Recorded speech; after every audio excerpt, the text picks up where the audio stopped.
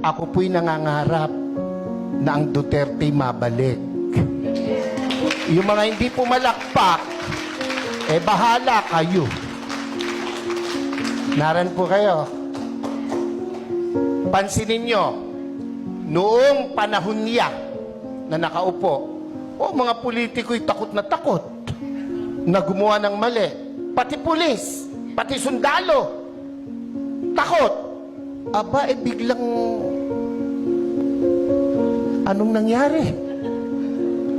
Ngayon ang mga kurakot mga nakaupo.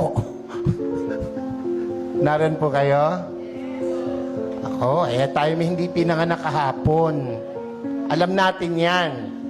Bakit ang isang obispo ay sumusuporta sa ganito?